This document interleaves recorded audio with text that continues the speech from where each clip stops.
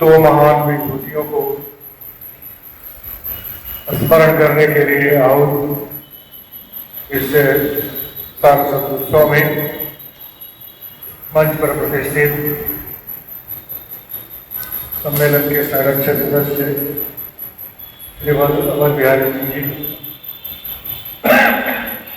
जोशी लेखिका श्रीमती विभा रानी श्रीवास्तव जी, कुमार अनुपम जी, सदानंद प्रसाद जी, कमल नयन श्रीवास्तव जी, चंदा मिश्र जी, कलक परवीन जी, कार्यक्रम के संचालक गुरुभानंद पांडे जी और सभागार में उपस्थित सम्मेलन के प्रबंध मंत्री कृष्ण रंजन सिंह जी, जयप्रकाश पुजारी जी, अर्जुन प्रसाद सिंह जी, राकेश मिश्र जी, अभिषेक जी, अमन वर्मा जी, श्री बाबू आदि विद्वजन,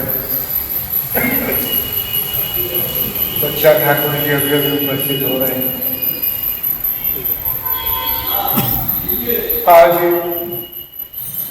दोनों महापुरुषों को स्मरण करते हुए भीतर से आत्मपरितोष हो रहा है।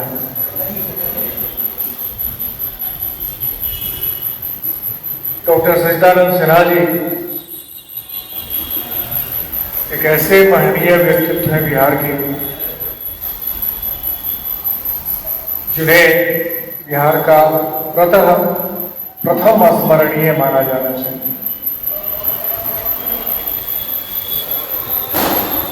बिहार के निर्माता के रूप में, बिहार के जनक के रूप में हम उन्हें जानते हैं और बिहार अपने निर्माता को ही भूल जाए तो मैं समझता हूँ इससे बड़ी कृतज्ञता की बात और कोई नहीं हो सकती। परमानंद जी पांडे जी ने एक कथा आपको सुनाई। वो कथा वास्तव में सजदा बाबू के लिए नहीं थी। यह प्रसंग बाबू महेश नारायण जी के साथ हुआ था और सजदा बाबू के लिए का व्यक्तित्व इतना बड़ा भाव हो चुका था, उनसे इस तरह की भाषा का भेद की बात नहीं कर सकते। वहाँ विलायत में भी वो बैरिस्टर थे, सम्मानित थे और उनकी विद्वता से अंग्रेज जन भी प्रभावित रहते थे। ये घटना बाबू महेश नारायण जी के साथ हुई और किसी अंग्रेज मित्र ने उससे पूछा था कि आप कहाँ के रहने वाले हो भारत? तो इन्होंने बता दिया कि मैं बिहार का। तब तक बिहार नाम का कोई अस्तित्व नहीं था। नक्शे में, विश्व के नक्शे में, भारत के नक्शे में कहीं बिहार नहीं था। इस क्षेत्र के लोग अपने आप को बिहारी कहते थे,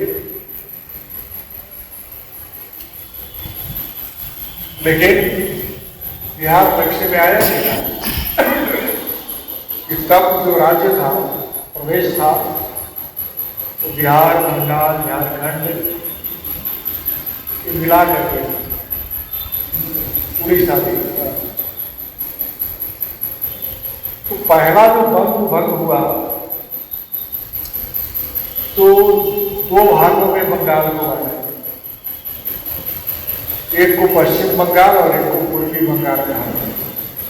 पूर्वी बंगाल अभी पहले पाकिस्तान में था विभाजन के समय और अभी स्वतंत्र राष्ट्र के रूप में जाना जाता है बांग्लादेश। शेष जो बंग रह गया यानी कि पश्चिम बंगाल, उस पश्चिम बंगाल का विभाजन उसी बाबू महेश नारायण जी के संकल्प के कारण, इस घटना के बाद विलायत छोड़कर के गया और यह संकल्प लिया कि जब तक बिहार का अस्तित्व नहीं लाएंगे तब तक शहर से बैठेंगे नहीं और विलायत हो जाएंगे। बिहार टाइम्स नाम से उन्होंने पत्रिका निकाली, उसमें आले खान छपने लगे, दबाव बनाया गया सरकार पर, और सच्चिदानंद सिन्हा जी उनके बड़े सहयोगी। उस आंदोलन को जिन लोगों ने बल प्रदान किया उसमें डॉक्टर सच्चिदानंद सिन्हा जी का योगदान था। और महेश नारायण जी के निधन के बाद उस आंदोलन का नेतृत्व सच्चिदानंद सिन्हा जी के पास आया और इन्होंने वह सिद्ध करके दिखाया महेश बाबू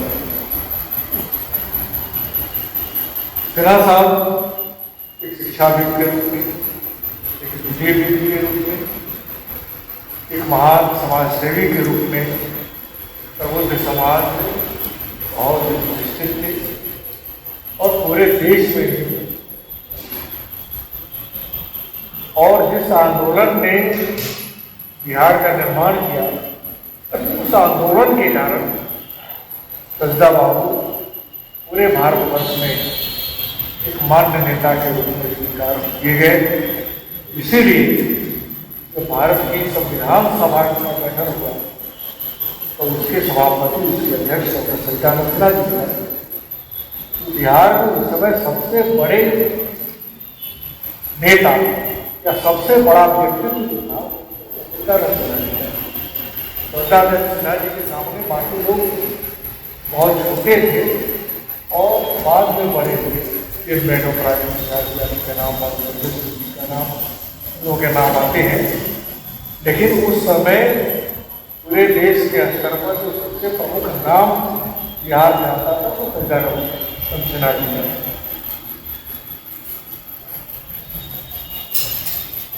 उनके नाम से उनकी स्मृति में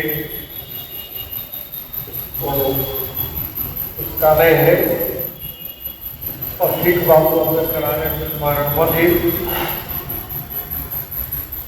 आज जिस भूमि पर बिहार विधानसभा वह भूमि ही नहीं, राजभवन जिस भूमि पर है वह, और जिस पर पटना का विमानपत्तन है, ये सब भूमि उन्हीं के द्वारा। तो उस तरफ जितनी भूमि है वो सरकार के अंतर्गत वो सब सच्चिदा बाबू और ये जो अपनी परीक्षा समिति है जो उनके भवन में, तो इस प्रकार सच्चिदा बाबू ने बिहार के लिए जो अवदान दिया है वो अद्भुत है, अद्वितीय है। उस तरह का अवदान और किसी व्यक्ति का नहीं। मौलाना मजहरुल्लाह साहब ने सदाकत आश्रम के लिए भूमि ली, जहाँ पहले विद्यालय की स्थापना हुई थी, कार्यालय हुई। लेकिन जो अवदान सच्चिदा बाबू का है उसके समानांतर कोई नाम नहीं। इसलिए मैं समझता हूँ कि उनको विस्मृत कर बिहार बहुत बड़ा पाप करता है। जो व्यक्ति इतना बड़ा व्यक्तित्व रखता रहा, इतना बड़ा शासन और इसने 4 महाराजाओं को हरा करके दिल्ली असेंबली में पहुंचा, उस व्यक्ति को याद जो जिस प्रकार हम विस्मृत कर रहे हैं वास्तव तो बिहार के लिए लज्जा का विषय है। बड़े श्रद्धा के साथ उनको अर्पण देता हूँ। पहले साहित्य सम्मेलन सच्चिदा बाबू की जयंती नहीं मनाते, लेकिन मुझे लगा कि जिन लोगों को उनकी जयंती को बहुत ही व्यापक रूप से बड़े पैमाने पर मनाना चाहिए। जब वो लोग ये काम नहीं कर रहे हैं, साहित्य सम्मेलन को ये काम देना चाहिए। और क्योंकि ठीक है साहित्य के व्यक्तित्व के रूप में नहीं जाने जाते हैं, बड़े साहित्यकार नहीं थे, लेकिन एक प्रबुद्ध सारस्वत व्यक्ति थे, इसलिए साहित्य सम्मेलन को समर्पण करता है। तो यह एक परितोष का कारण होना चाहिए। मैं उनको प्रणाम निवेदित करता हूँ और सच में दुख व्यक्त करता हूँ। बिहार दिवस इसके लिए मनाया जाए, बिहार के निर्माण के लिए,